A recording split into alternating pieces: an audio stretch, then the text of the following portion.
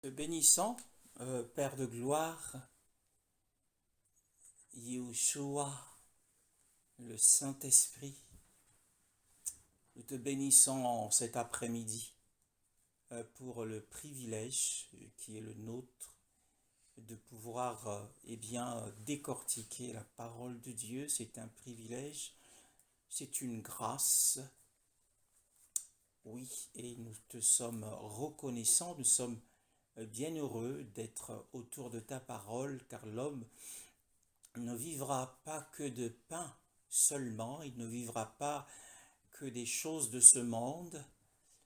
Oui Seigneur, l'homme ne prendra pas que plaisir aux choses de ce monde, eh bien l'homme devra prendre plaisir aussi de la parole de Dieu qui était sortie de la bouche du Seigneur et qu'il a insufflé à ses serviteurs, les prophètes, car c'est poussé par le Saint-Esprit que les hommes ont parlé de la part du Seigneur. Et nous nous réjouissons, nous prenons plaisir aux choses de l'Esprit cet après-midi. Merci pour la bonne parole de Dieu. La bonne parole de Dieu qui viendra fortifier notre cœur et nous donner la vie dans l'Esprit. Au nom de Yahushua. Amen. Nous poursuivons notre étude dans le livre de l'Apocalypse au chapitre 4 et le verset 6.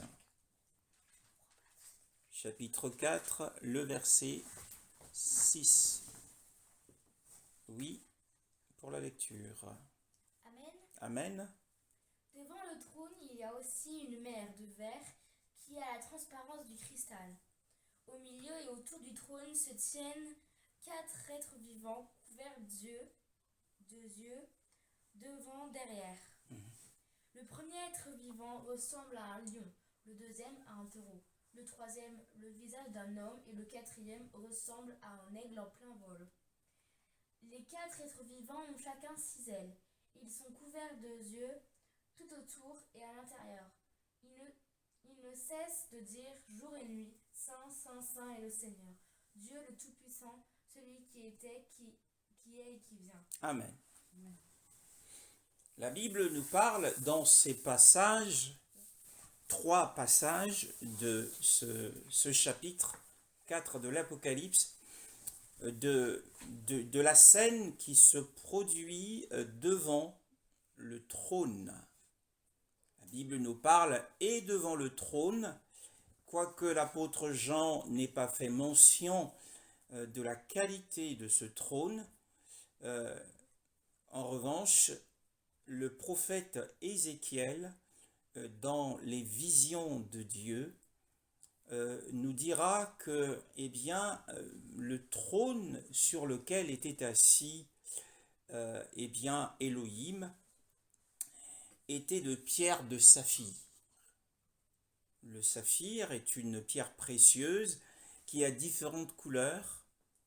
Tantôt on lui attribue la couleur blanche, tantôt c'est la couleur bleue, tantôt la couleur rose. Et vraisemblablement, ce trône n'est pas le grand trône blanc du jugement final, mais c'est le trône de la période intermédiaire entre la grâce et le temps du jugement final. Donc il est vraisemblable que cette pierre était une pierre de saphir bleu comme le ciel.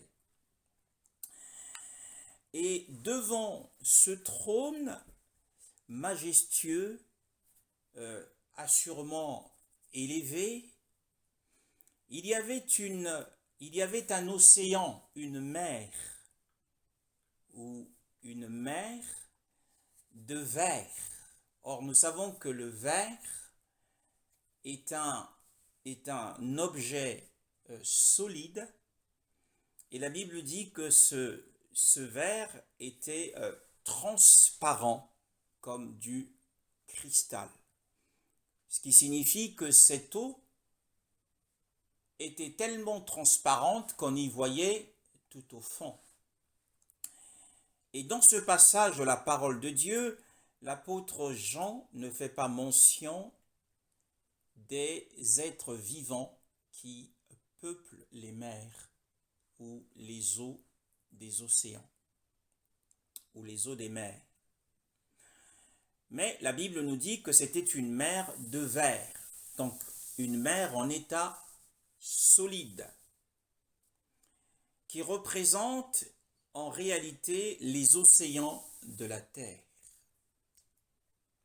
Pourquoi? Eh bien parce que dans l'un des versets précédents, la Bible nous dit au verset 3, « Et autour du trône, un arc-en-ciel d'une apparence semblable à de l'émeraude. » Ici, le Elohim qui est assis sur ce trône et celui qui est assis était d'une apparence semblable à une pierre de jaspe et de sardoine, n'est autre que l'Elohim de Noah, ou le Dieu de Noé, étant donné eh bien, le signe de l'arc-en-ciel qui est le signe de l'alliance.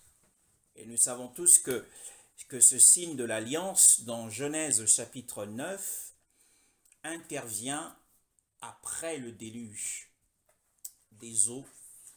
L'eau qui, eh bien, le Seigneur s'est servi de cet élément, les eaux de la mer, comme un élément, comme un instrument pour donner la mort à tout ce qui était vivant à cette époque-là.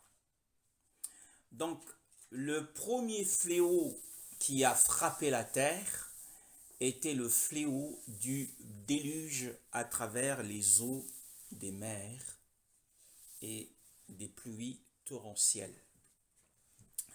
Donc, nous voyons qu'ici, il y a un lien entre cette mer de verre qui est cristalline et l'arc-en-ciel. Il y a donc une relation pour nous signifier que dorénavant, le jugement du Seigneur ne se fera plus à travers les eaux.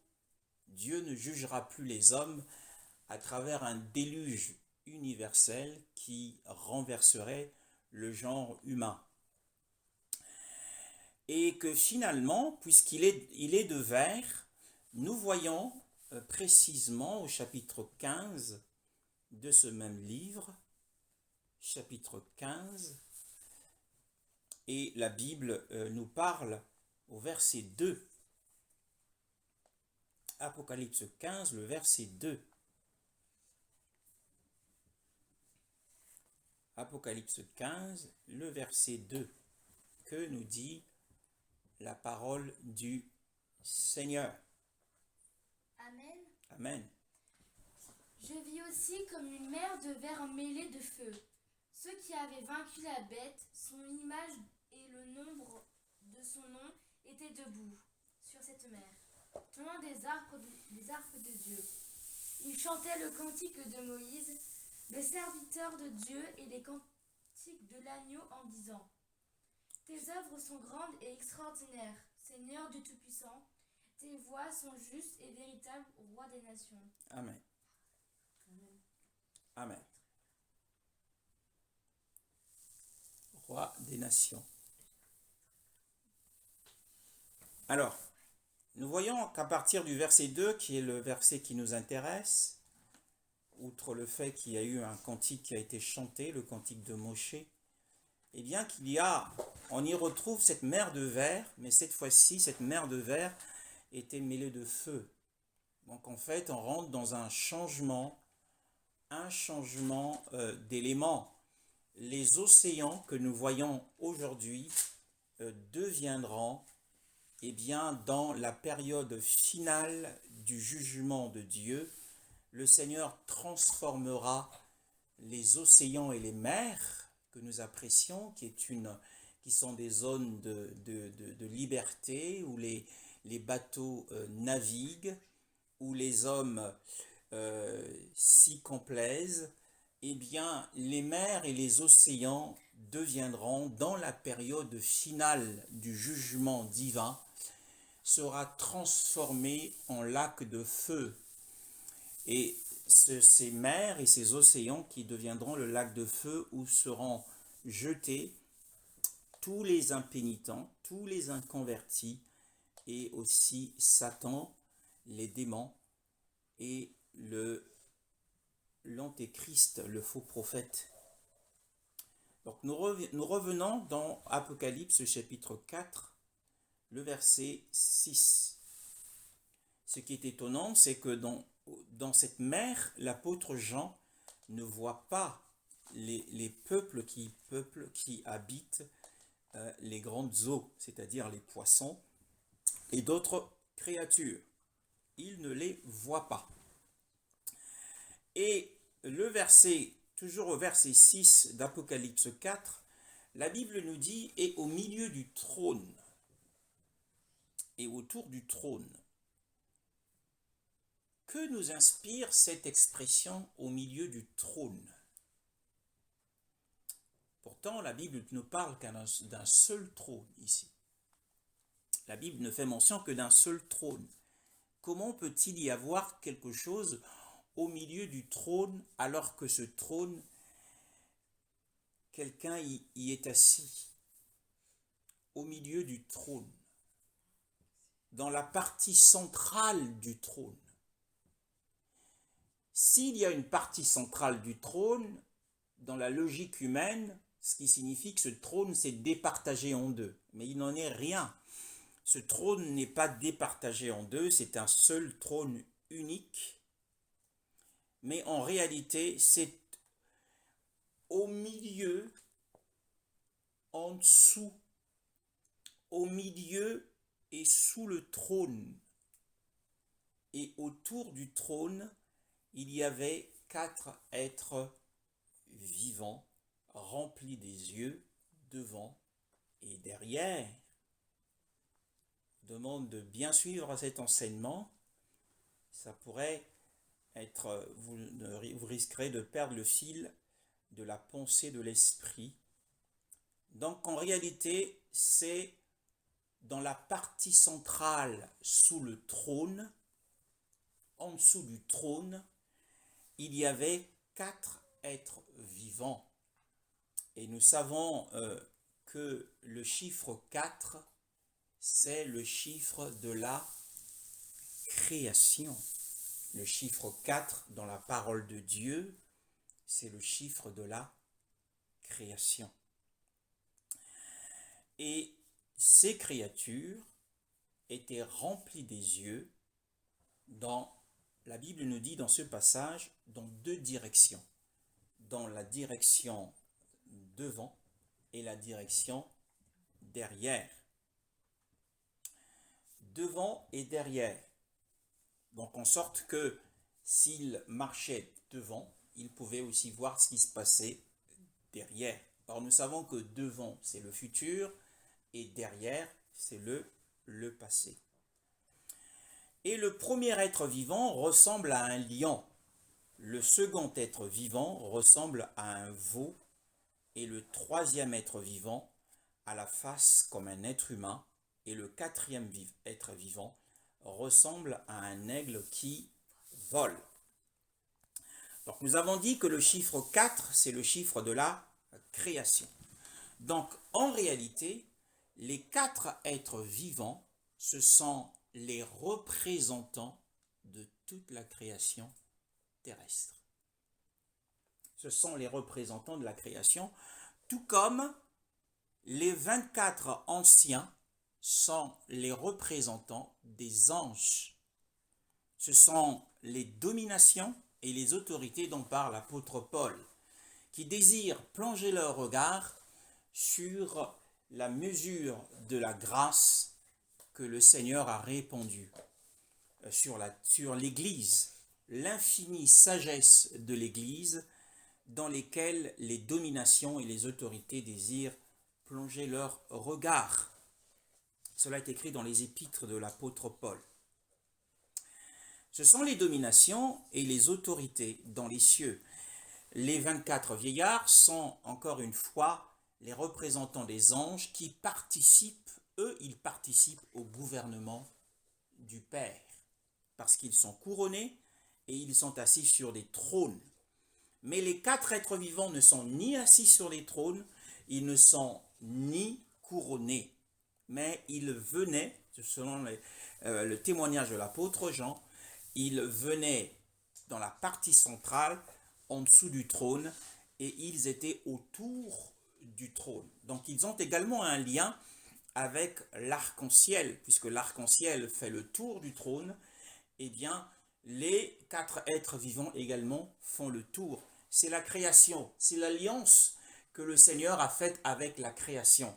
Et tant que les jours et les nuits dureront, tant qu'il y aura des semailles et de la moisson, il y aura l'été et l'hiver, eh bien le printemps et l'automne, eh bien cette alliance ne prendra point fin. Donc il y a 4 êtres vivants qui sont représentés. Donc il y a ici 4 tribus. Il y a la tribu des lions, dans le lion et le chef. Il y a la tribu du veau, dans le bœuf et le chef. Il y a la tribu humaine, dans l'homme et le chef. Et il y a aussi les aigles. Maintenant, quand nous lisons dans les Écritures, dans le livre de la Genèse, si nous lisons dans le livre de la Genèse, nous sommes dans l'enseignement de la parole, 1, verset 26. Genèse chapitre 1 et le verset 26. Que lisons-nous sur ce passage de la parole de Dieu? Que lisons-nous dans Genèse chapitre 1, le verset 26? Que lisons-nous dans ce passage? Puis Dieu dit, faisons l'homme à notre image, à notre ressemblance, qu'il domine sur les poissons de la mer, sur les oiseaux du ciel, sur le bétail, et sur toute la terre, et sur tous les reptiles qui rampent sur la terre. Amen. Dans d'autres versions, donc nous voyons que le verset 26 fait mention de 6 tribus ou de 6 espèces créées par Dieu. D'abord, les poissons de la mer, ensuite les oiseaux, dans l'ordre, ensuite les oiseaux des cieux, viennent ensuite le bétail, c'est-à-dire les animaux domestiques des champs, les bœufs, les chiens, les chats, les moutons. Ensuite, il y a les bêtes de la terre, donc les bêtes féroces. En premier, il y a le lion.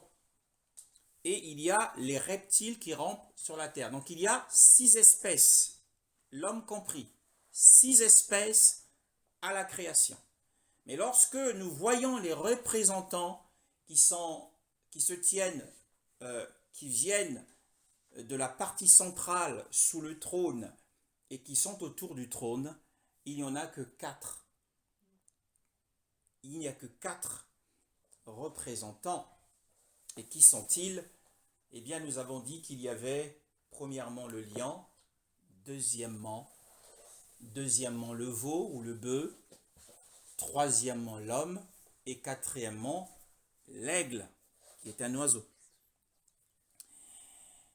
Et ne figure pas dans cette liste 2 espèces. Mais lorsque nous lisons, par exemple, dans Genèse chapitre 9, le verset 8 à 9, ou le verset 9 à 10, s'il vous plaît. Genèse chapitre 9, le verset 9 à 10. Que Amen. dit la parole? Oui. Et quant à moi, voici j'établis mon alliance avec vous, et avec votre postérité après vous, avec tous les êtres vivants qui sont avec vous, tant les oiseaux que le bétail, et tous les animaux de la terre qui sont avec vous, tous ceux qui sont sortis de l'arche, jusqu'à tous les animaux de la terre. Amen. Donc on voit que le Seigneur fait alliance avec 4 tribus. Avec vous, donc l'homme. Ensuite, il fait alliance avec les oiseaux, avec le bétail, avec les animaux de la terre qui sont les bêtes sauvages de la terre. Donc il y a ici 4 tribus et ce sont ces 4 tribus qui sont représentées devant le trône.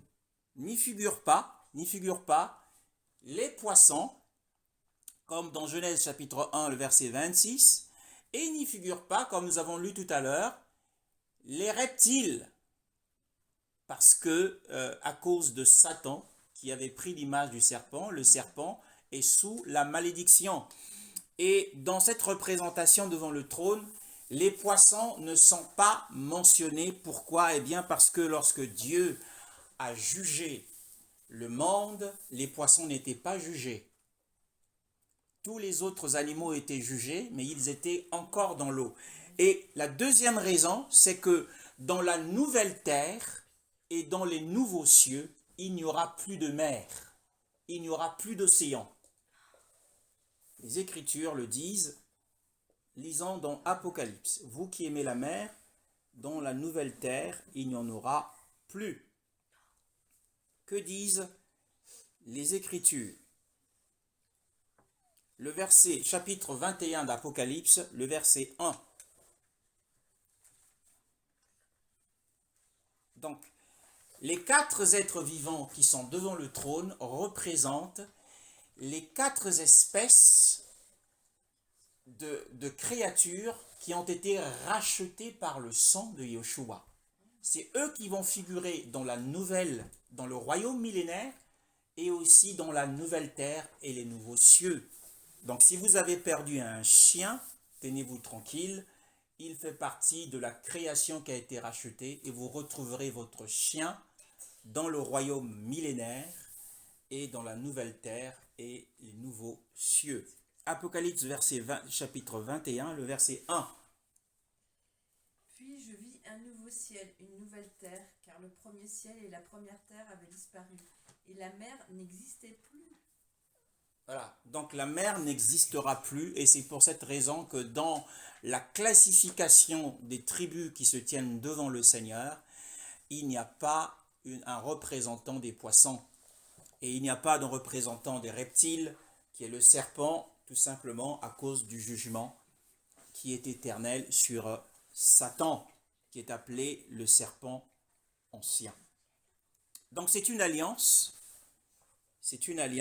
et la Bible dit d'ailleurs dans le livre, on va le lire, dans Romains chapitre 8, vous connaissez bien ce passage, Romains chapitre 8, le verset 19 à 20. Vous connaissez ce passage 19 à 21. Romains chapitre 8, le verset 19 à 21. Amen. Amen.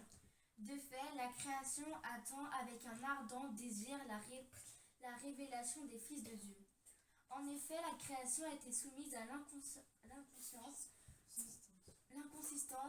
non de son propre gré, mais à cause de celui qui l'a soumise. Verset 21. Toutefois, elle a l'espérance d'être aussi libérée que l'esclavage, de la corruption pour prendre part à la glorieuse liberté des enfants de Dieu. Amen. Donc la glorieuse liberté des enfants de Dieu se fera premièrement pendant le royaume millénaire, ensuite à la nouvelle terre et dans les nouveaux cieux. Et la création tout entière, notamment les lions, la création représentée par les lions, les bœufs, représentée par les aigles, ils attendent le renouvellement de toutes choses, qui d'ailleurs l'apôtre Pierre l'a annoncé dans le livre des Actes des Apôtres au chapitre 3 et le verset 21, qu'au temps du rafraîchissement, au temps de la restauration de toutes choses. Alors, mais nous voyons que devant le trône, ces 4 êtres vivants, nous revenons sur ce passage de Apocalypse chapitre 4, le verset 6, c'est une parole édifiante. Nous voyons que ces 4 êtres vivants, le lion, le veau, l'homme et l'aigle sont dans une relation d'amitié. Premièrement, ces êtres vivants viennent de la partie centrale qui se trouve en dessous du trône. C'est pour montrer l'étroitesse et la profondeur de la relation qu'ils ont avec Dieu, avec Elohim. Mais ensuite, nous voyons que dans ce verset, le verset 7, le lion est un animal féroce, le lion agresse, le lion attaque, et le veau est un animal très doux, et l'homme est aussi à la fois doux et méchant, quand l'homme devient un loup pour l'homme. Depuis, en fait, tout cela n'a été rendu possible que par le désordre causé par le péché commis par Adam et la contradiction qui a suivi. Donc, il y a un conflit entre l'homme et l'homme. Et d'ailleurs, la guerre qui se produit actuellement est une démonstration de ce qui s'est passé au commencement. Donc, le conflit, l'aigle qui est le pire ennemi du serpent. Le pire ennemi du serpent, c'est l'aigle, les faucons. Hein? L'aigle est un rapace, l'aigle est un prédateur. Donc l'aigle attaque le bétail aussi. Mais nous les voyons ici dans l'amitié. Il y a des passages bibliques très intéressants. Par exemple, dans Ésaïe au chapitre 65. Ésaïe au chapitre 65, le verset 25. Ésaïe chapitre 65, le verset 25. Que dit la parole de Dieu là-dessus? Le loup et l'agneau brouteront ensemble. Le lion, comme le bœuf, mangera de la paille, et le serpent aura la poussière pour nourriture. Amen. Nous voyons, ça se passera au royaume millénaire. Nous voyons que le serpent est toujours sous la malédiction dans cette prophétie concernant le royaume millénaire. Mais que là, on voit qu'il y a une amitié qui n'est pas possible dans ce temps où nous sommes à cause du péché. Il y a conflit entre ces animaux et l'homme. Le chapitre 11 du même livre, le chapitre 11 du même livre, le verset 6 à 7 nous dit également quelque chose. 6 à 7. Amen. Amen. Le loup habitera avec l'agneau, et la panthère se couchera avec le chevreau. Le veau, le jeune lion et le bétail qu'on engraisse vivront ensemble, et un jeune garçon les conduira. Amen. Donc on voit effectivement ce qui se passera, mais même le nourrisson s'amusera sur le trou du cobra, et l'enfant sevré mettra sa main dans l'antre de la vipère. Il continuera à mordre la poussière à cause de la malédiction que le Seigneur a prononcée sur lui, le serpent. Donc nous voyons que la création, dans la période finale, il y aura une réconciliation. Il y aura une réconciliation finale. Et les 4 êtres vivants représentent, si vous voulez, le gage, est un signe de cette réconciliation finale qui se produira d'une part pendant le royaume millénaire et ensuite dans le nouveau ciel et la nouvelle terre. Maintenant, pour ce qui nous concerne cet après-midi encore plus, que représente pour nous Apocalypse chapitre 4, le verset 7, que représente pour nous les 4 êtres vivants? Ce que nous avons dit jusqu'ici est un préambule. Que représentent pour nous les 4 êtres vivants? Vous vous rendrez compte que les 4 êtres vivants qui se tiennent devant le trône, c'est eux qui appellent, lorsqu'ils appelleront quelque chose, ils prononceront une seule parole, eh bien, un champ de vision s'ouvrira devant le trône majestueux d'Élohim et, eh bien, les choses se passeront sur la terre. Donc, les 4 êtres vivants ont une relation étroite avec ce qui se passe sur la terre. Ce sont les 4 êtres vivants qui annoncent la venue du Rédempteur, de Yahushua. Nous le verrons dans le livre suivant, mais ce sont ces 4 êtres vivants aussi qui proclament eh bien, la peste, les pandémies sur la terre. Ce sont ces 4 êtres vivants qui proclament les pandémies sur la terre, qui proclament la famine sur la terre, qui proclament la guerre sur la terre. Donc, croyez-moi que toutes les guerres que le monde a connues, eh bien, lorsque ces 4 êtres vivants, où l'un d'eux prononce une parole, il se passe quelque chose à cause des troubles et des péchés qui sont sur la terre. Et nous voyons que ces 4 êtres vivants ne se reposent jamais. La Bible dit que nuit et jour, ils ne cessent de dire « Saint, Saint, Saint est le Seigneur Elohim, le Tout-Puissant, qui était, qui est et qui vient. » Alors, qui sont-ils pour nous aujourd'hui? Outre le fait que nous avons, eh bien, sur le plan doctrinal, présenté les choses telles qu'elles se présentent, telles qu'elles sont données par le Seigneur. Ce ne sont pas des symboles, mais ce sont des représentants. Les symboles sont expliqués dans la Bible. Par contre, les représentants, eh bien, nous pouvons tout de suite les comprendre d'écriture à écriture. Qui sont-ils?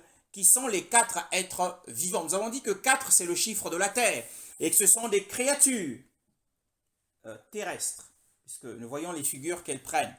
Bien, nous savons tous également que beaucoup de commentateurs, beaucoup d'enseignants ont dit que ça représentait le Seigneur sous différentes figures des 4 évangiles. Matthieu, c'est le lion, etc., etc. Matthieu, c'est le lion. Marc, c'est le veau, le serviteur, puisque le bœuf travaille. Et eh bien Matthieu, le livre de Matthieu parle beaucoup de l'évangile du royaume, parle beaucoup du royaume des cieux et du royaume millénaire.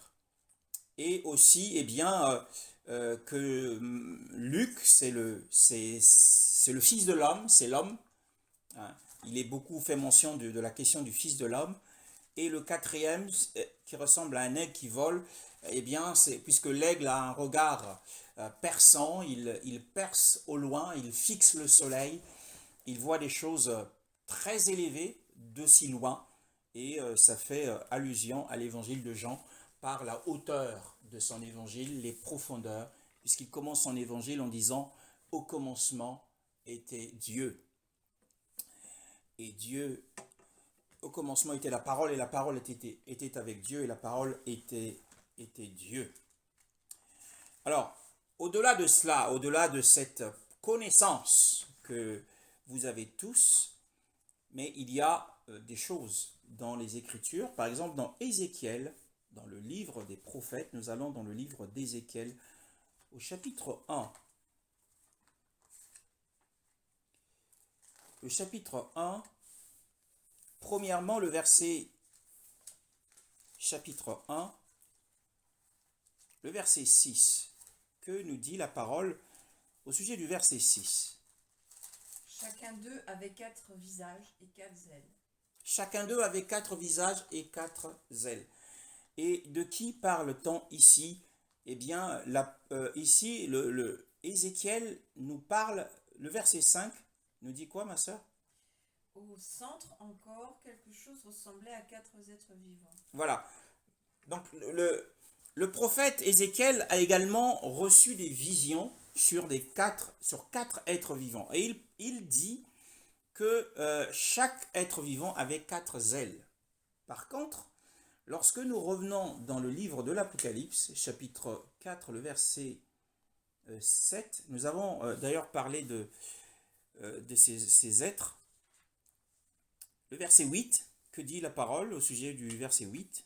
Les 4 êtres vivants ont chacun 6 ailes et ils sont couverts d'yeux tout autour et à l'intérieur. Voilà, ils ont des yeux à l'intérieur pour effectivement découvrir les pensées secrètes, le plan secret de Dieu, et ils ont des yeux à l'extérieur pour voir et annoncer ce qui va arriver et qui va se manifester sur la terre. Mais ils ont 6 ailes. Dans la vision d'Ézéchiel, il y en avait 4 ailes pour chacun, mais là, chacun d'eux a 6 ailes. Qu'est-ce que cela signifie? Eh bien, il nous faut découvrir cela.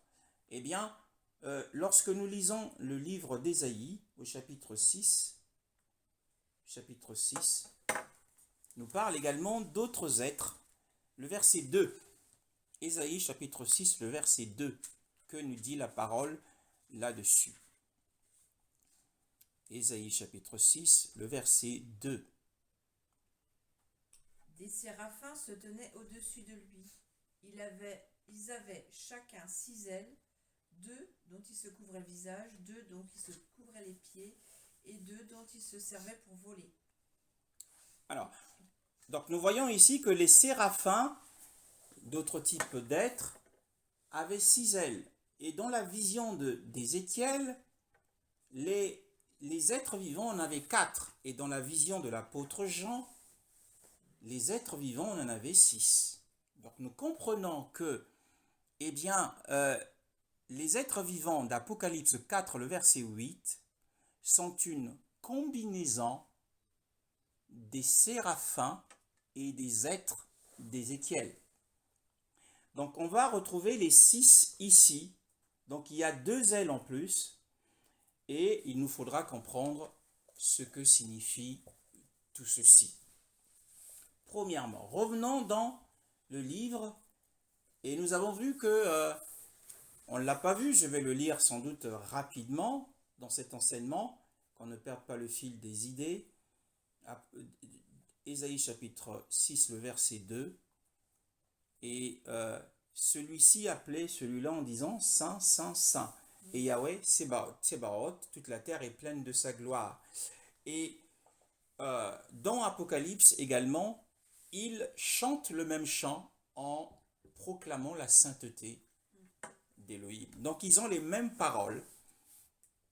Donc on voit qu'il y a un élément de la sainteté en eux qui est à chaque fois prononcé. Maintenant, lorsque nous revenons dans Ézéchiel, nous sommes dans cet enseignement de la parole, s'il vous plaît, Ézéchiel chapitre 9.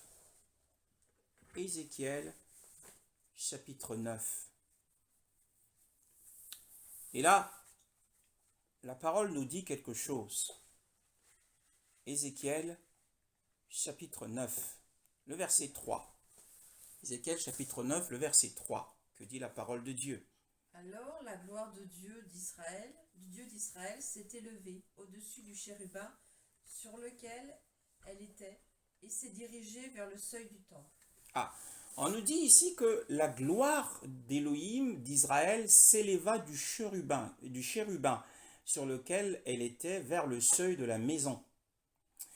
Le chapitre 10 de ce même livre d'Ézéchiel nous dit quelque chose au verset, le verset 20. Ézéchiel chapitre 10, le verset 20. C'étaient les êtres vivants que j'avais vus sous le Dieu d'Israël, près du fleuve Kébar, et j'ai reconnu que c'étaient des chérubins. Chacun avait 4 faces et 4 ailes. Et il y avait quelque chose qui ressemblait à des mains humaines sous leurs ailes. Amen. Nous apprenons par le prophète Ézéchiel que les êtres vivants qu'il avait vus au chapitre 1, qui avaient chacun 4 ailes, s'appellent des chérubins. Donc, nous avons compris que les 4 êtres vivants qui sont les représentants de la terre sont des chérubins, puisqu'ils ont, cette fois-ci, ils ont 6 ailes. Alors, nous voyons aussi, toujours dans ce chapitre 10, ils ont 4 ailes, oui, ils ont 4 ailes. Nous avons dit que Ézéchiel, 4 ailes, Et Apocalypse chapitre 4, le verset 8, eux, ils ont 6 ailes. C'est une combinaison des séraphins et des chérubins pour retrouver les 6 ailes. Parce que même dans la vision du tabernacle, les deux chérubins qui se tiennent sur le propitiatoire de l'arche ont chacun 2 ailes.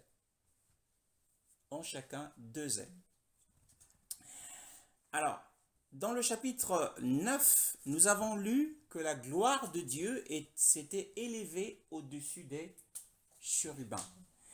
Et au chapitre 10, le verset 20, ici, le prophète nous apprend que les êtres vivants qu'il avait vus sous l'Élohim d'Israël, bien, sous l'Élohim, hein, voyez-vous, sous l'Élohim, si vous faites bien la lecture du chapitre 1, vous vous rendrez compte que ces chérubins se tenaient sous le trône d'Élohim. Voilà, c'est pour cette raison que lorsque nous faisons le parallèle avec le milieu du trône, nous disons que la partie centrale, ils viennent en fait de la partie centrale qui est en dessous du trône. C'était conformément à la vision d'Ézéchiel. C'est de là qu'ils viennent. Maintenant, lorsque nous relisons le verset 4 du chapitre 10 d'Ézéchiel, que lisons-nous?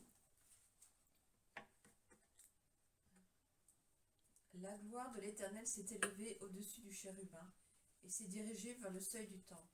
Alors le temple a été rempli de nuées et le parvis a été illuminé par la gloire de l'Éternel.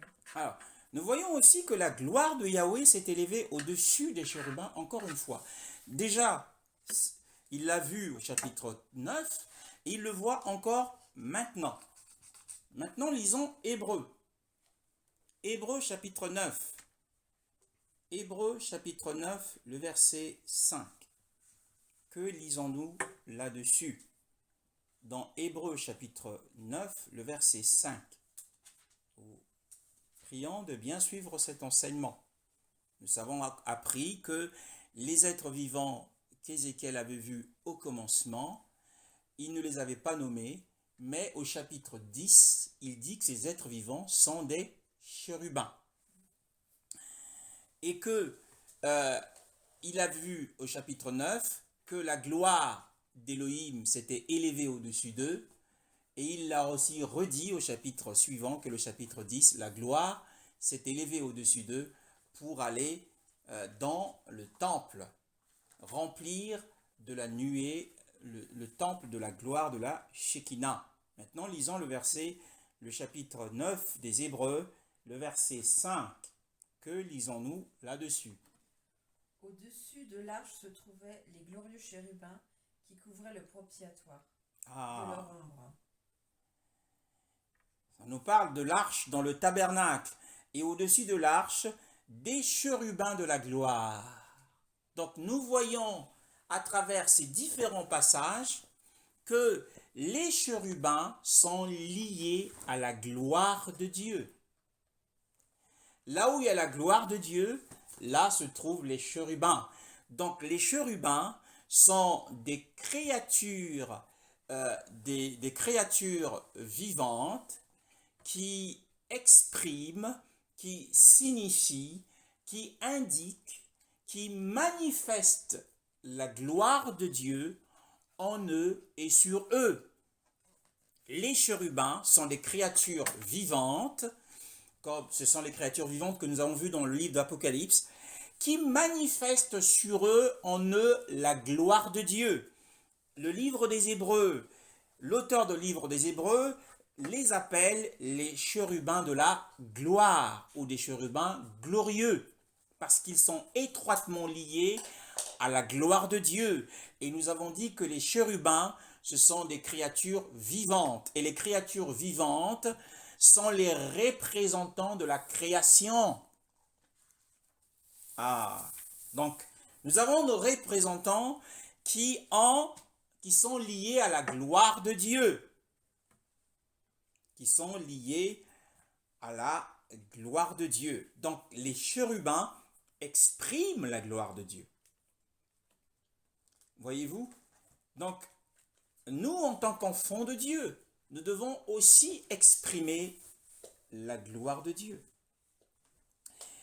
Lisons par exemple deux choses. Une chose dans 1 Samuel chapitre 4, le verset 4. J'aime bien ce passage. Donc nous pouvons nous identifier aux chérubins parce que ce sont des créatures vivantes qui nous représentent dans les cieux, qui se tiennent dans les cieux. Et ces créatures ont la forme, certains ont la forme des aigles, d'autres des bœufs, d'autres de l'homme et d'autres encore du... quel autre? De l'homme, aigle, veau et le lion. Voilà ce qui m'avait échappé, le lion. 1 Samuel chapitre 4, le verset 4. Que dit la parole de Dieu? Le peuple envoya des messagers à Silo. Et l'on apporta de là-bas l'arche de l'alliance de l'Éternel, le maître de l'univers, qui siège entre les chérubins. Amen. Donc nous voyons ici que Yahweh, l'alliance de Yahweh Tsebaoth qui habite entre les chérubins. Donc on a vu dans Apocalypse que non seulement ces chérubins sont dans la partie centrale en dessous du trône, mais ils sont aussi autour du trône. Hein? Donc nous voyons ici la parole de Dieu nous dit que Yahweh, donc notre Elohim de gloire, habite au milieu. Il habite entre les chérubins. Et ça correspond à la vision de l'apôtre Jean, de ce qu'il a vu. Mais la première fois qu'il est fait mention des chérubins, c'est dans quel passage? C'est un enseignement très intéressant. C'est dans le livre de la Genèse au chapitre 3. Il est fait mention de le verset 22 à 24. Que nous dit la parole de Dieu? L'Éternel Dieu dit, voilà que l'homme est devenu comme l'un de nous, pour la connaissance du bien et du mal. Maintenant, empêchons-le de tendre la main, de prendre aussi du fruit de l'arbre de vie, d'en manger et de vivre éternellement. Ainsi, l'Éternel Dieu le chassa du jardin d'Éden, pour qu'il cultive la terre d'où il avait été tiré. Après avoir chassé Adam, il posta à l'est du jardin d'Éden les chérubins, qui agitent une épée flamboyante pour garder le chemin de l'arbre de vie. Oui. Amen.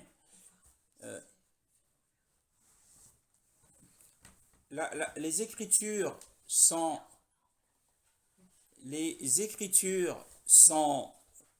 claires, mais la version de la sœur n'est pas tellement correcte.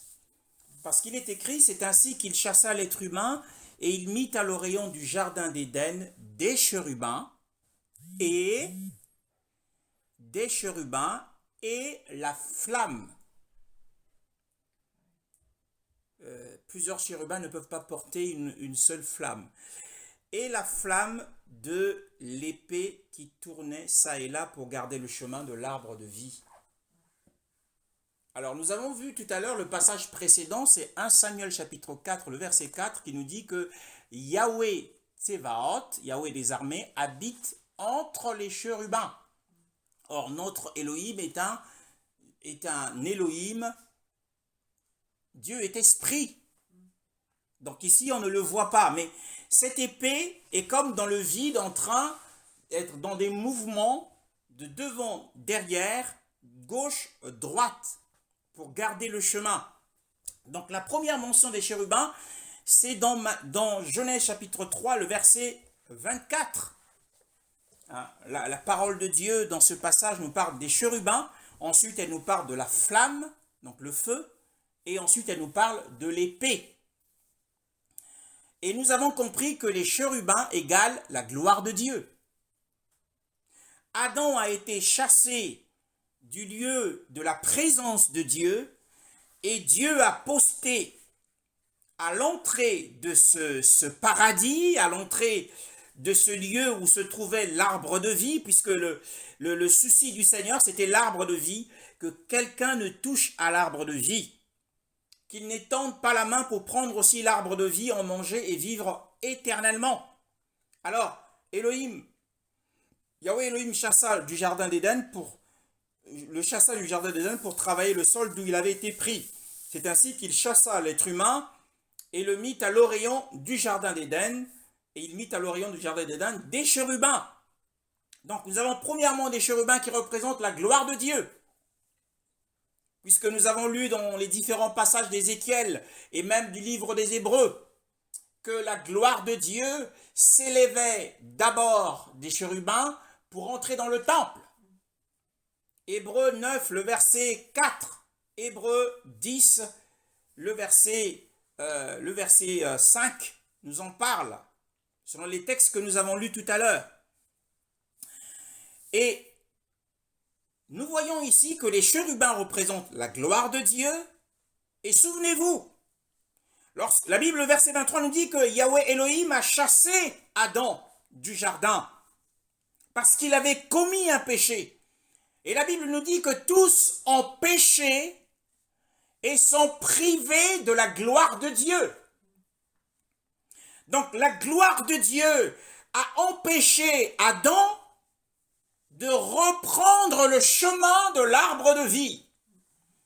La gloire de Dieu n'a pas permis à Adam, la gloire de Dieu ici représentée par des chérubins, n'a pas permis à Adam de contacter Dieu, puisqu'il avait rompu l'alliance des œuvres.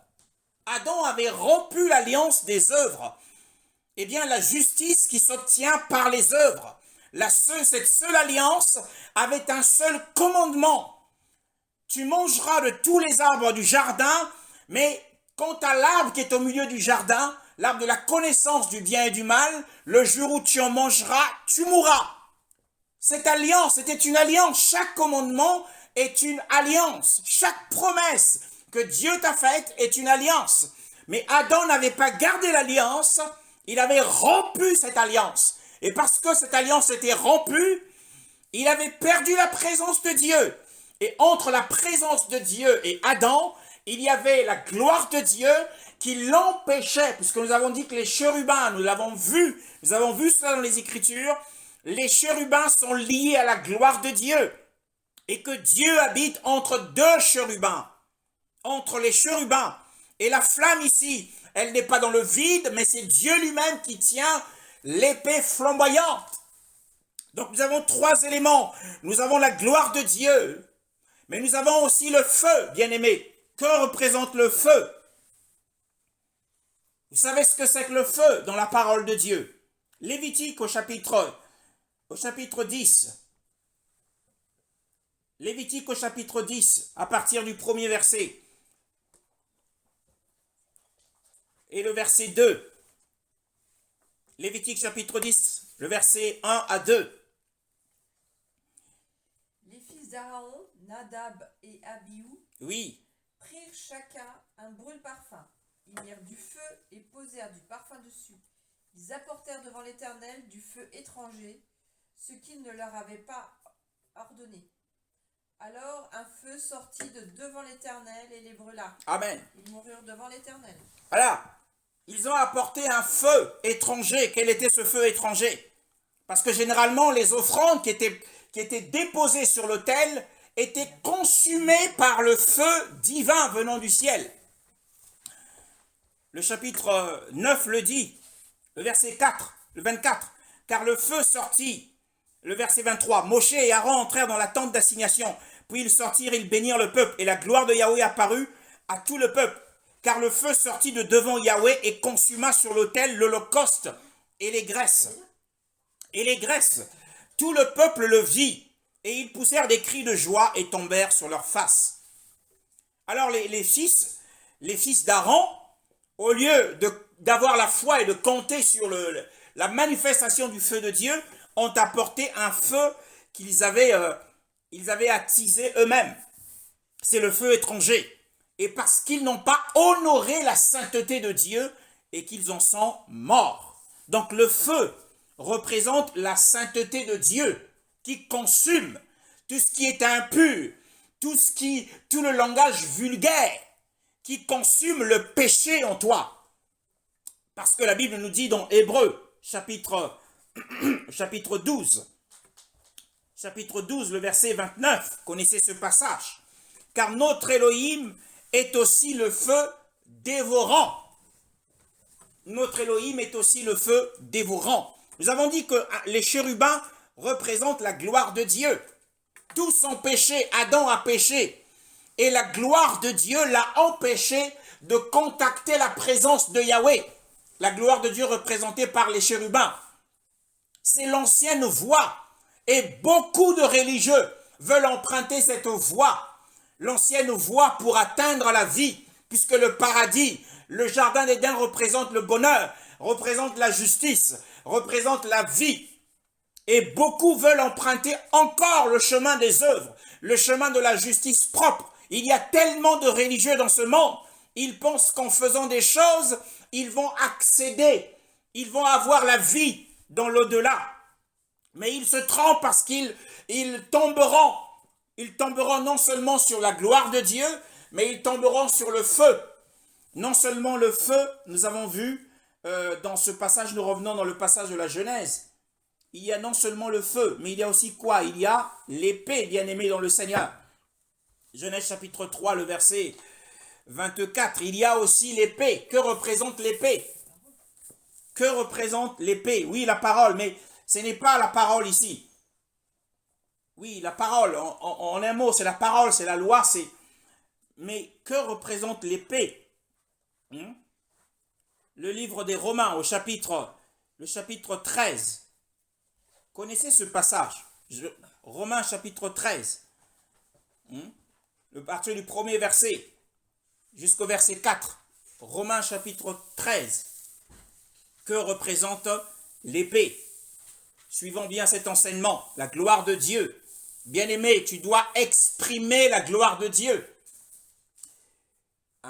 Les chérubins qui sont nos représentants expriment la gloire de Dieu. Ils manifestent la gloire de Dieu en eux. Yeshua, lorsqu'il est venu sur terre, il a manifesté la gloire de Dieu. L'apôtre Jean, dans son évangile, nous dit que nous avons contemplé sa gloire comme la gloire unique venue du Fils. Quelle est cette gloire? C'est la gloire des miracles, oui. C'est la gloire des prodiges, oui.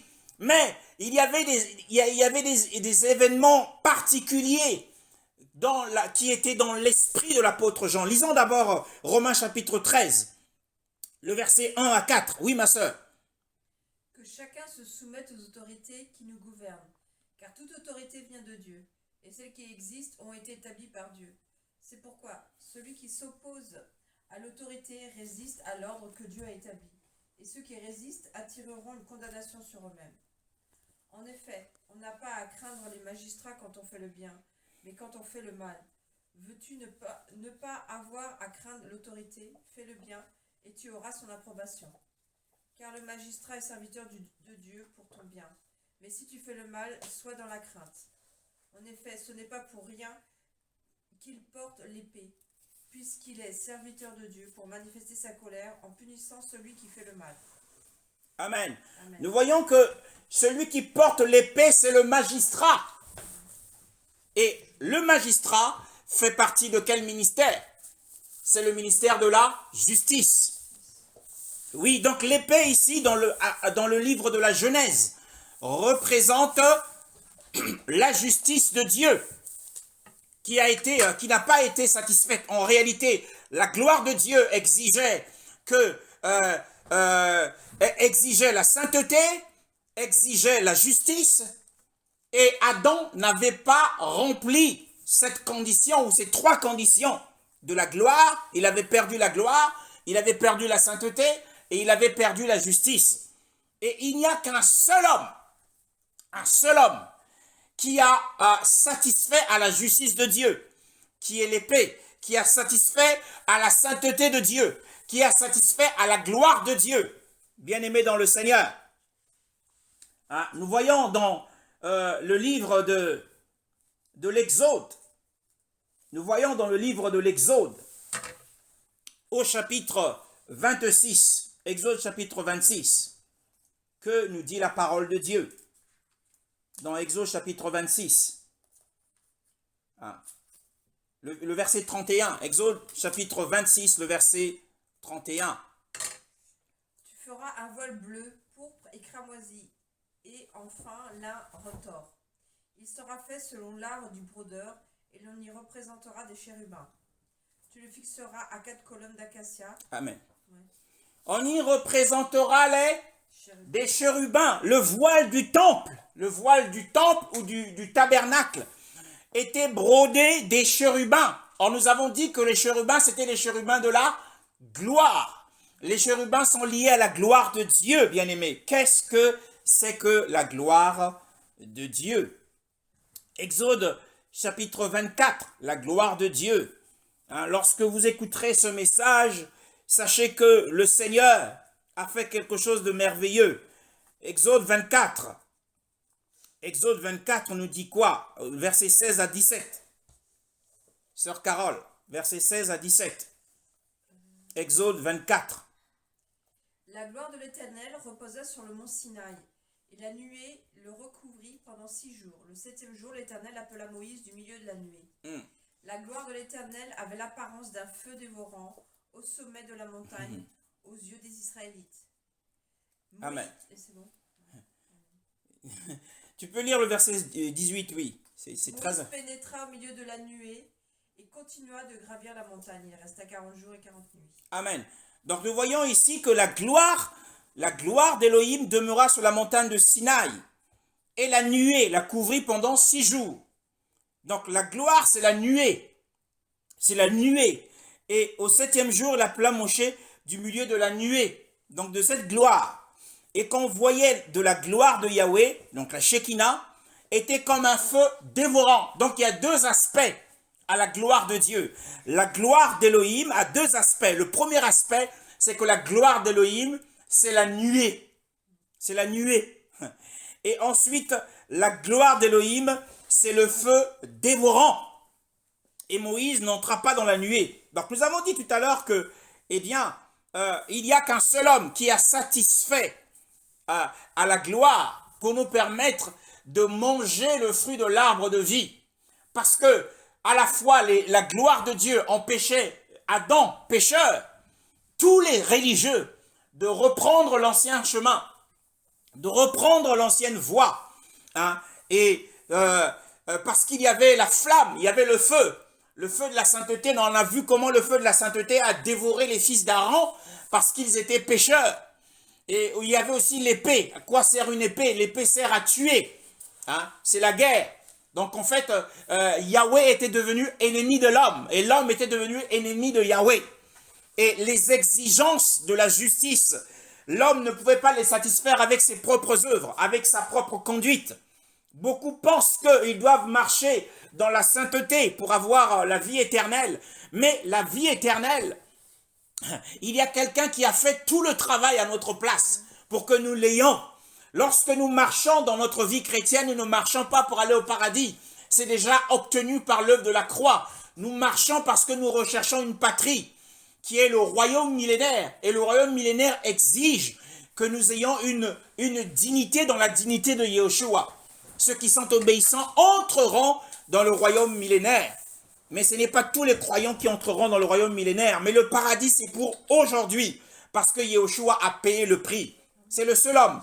Donc, nous avons vu que la gloire de Dieu, qui représentée par les chérubins, était brodée sur le voile qui séparait le lieu très saint du lieu saint. Voyez-vous, bien-aimés dans le Seigneur, regardons dans les évangiles, comment est-ce que Yahushua, le véritable homme, Matthieu chapitre 27, il a accompli cette œuvre. Le verset 51. Que dit la parole de Dieu? Matthieu 27, le verset 51. L'exigence de la gloire de Dieu. La gloire de Dieu a écarté l'homme. La gloire de Dieu a séparé l'homme pécheur de la présence de Dieu. L'homme ne pouvait plus contacter Dieu. Même si les religieux vous parlent de contacter Dieu en dehors de Yahushua, ils se trompent. Parce qu'au bout du chemin, c'est le feu. Et ce feu-là va se retourner contre eux. Ce feu-là les tuera. Car la voie d'un homme paraît droite à ses yeux, mais à la fin, c'est la voie de la mort. Matthieu 27, le verset 51. Que dit la parole?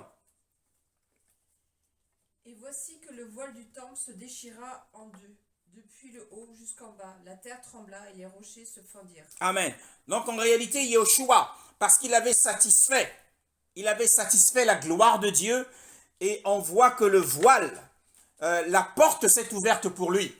La porte du lieu très saint est maintenant ouverte, là où il y avait la présence de Dieu. Donc les chérubins pouvaient laisser passer les gens parce que quelqu'un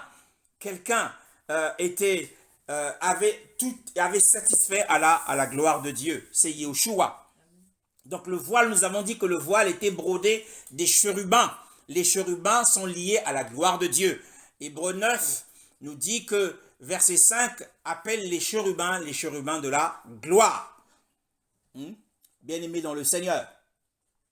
Donc il y a aussi autre chose. Il y a la sainteté de Dieu. L'exigence de la sainteté de Dieu. L'homme ne pouvait pas la remplir. C'est Yeshua qui l'a remplie. Eh bien, nous le voyons dans le livre des Hébreux, au chapitre 12. Chapitre 12. Non, le chapitre 13, le verset 12. Chapitre 13, le verset 12. Ça, c'est en ce qui concerne la sainteté. En ce qui concerne la sainteté, Yeshua a accompli cela.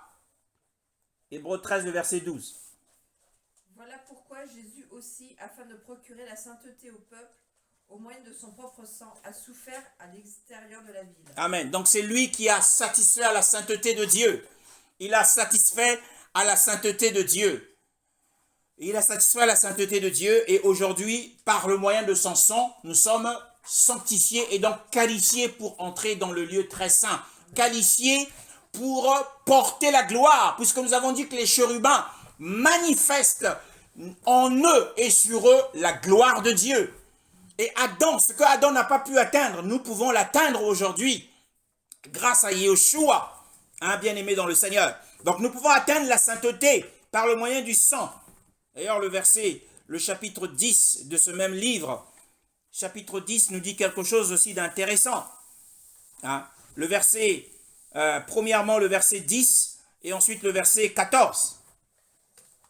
Verset 10 et le verset 14. Suivez cette parole de Dieu. Hébreux 10, 10 et le verset 14 ensuite. Et c'est en raison de cette volonté que nous avons été rendus saints par l'offrande du corps de Jésus-Christ. Alléluia. Une fois pour toutes. Une fois pour toutes, bien-aimé, ton esprit est saint et ton esprit porte la gloire. Alléluia. Tous ont péché et sont privés de la gloire de Dieu. Le verset 14. En effet, par une seule offrande, il a conduit à la perfection pour toujours ceux qu'il rend saints. Amen. Il nous a conduits à la perfection. Ton esprit est dans un état parfait. Là où réside Elohim, bien-aimé dans le Seigneur.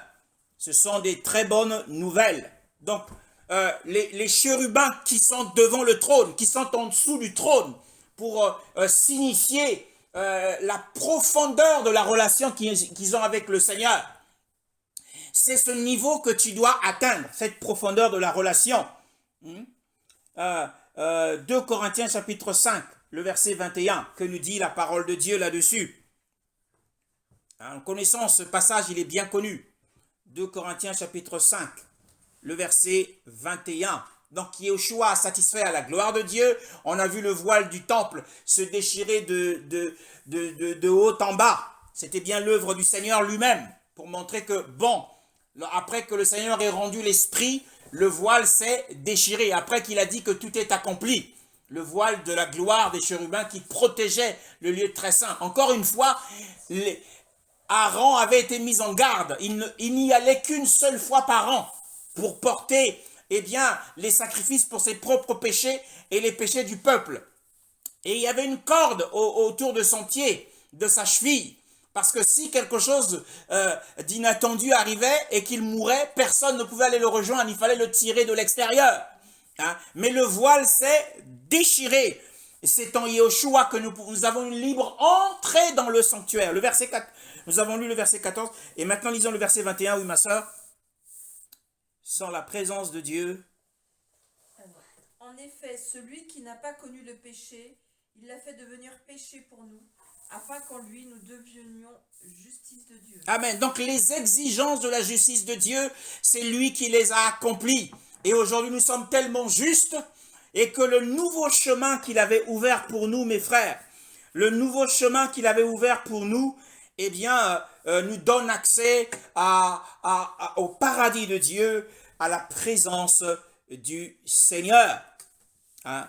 Un chemin nouveau qu'il a ouvert pour chacun de nous, nous disent les Écritures. Maintenant, ce qui m'intéresse, c'est Jean chapitre 1. Ce qui m'intéresse, bien aimé, Jean chapitre 1, le verset 14. Jean chapitre 1, le verset 14. Hein? La parole s'est faite homme, elle a habité parmi nous, pleine de grâce et de vérité, et nous avons contemplé sa gloire, une gloire comme celle du Fils unique venu du Père. Oui, bien-aimé dans le Seigneur, l'apôtre Jean dit qu'ils avaient contemplé sa gloire. Oh, à quel moment ils ont contemplé sa gloire? Il y a deux événements importants et qui montrent qu'ils avaient contemplé sa gloire, outre les péchés, parce que outre les miracles. Hein, nous voyons que Yeshua a accompli des miracles importants pour confirmer la mission qu'il avait reçue du Père. Mais il y avait deux événements importants, bien-aimés, deux événements importants. C'est Matthieu 17. Matthieu 17 qui manifeste la gloire de Yeshua, qu'ils ont pu voir de leurs propres yeux. Matthieu 17. Que nous dit Matthieu 17? Le premier verset. 6 jours après, Jésus prit avec lui Pierre, Jacques et son frère Jean, et il les conduisit à l'écart sur une haute montagne.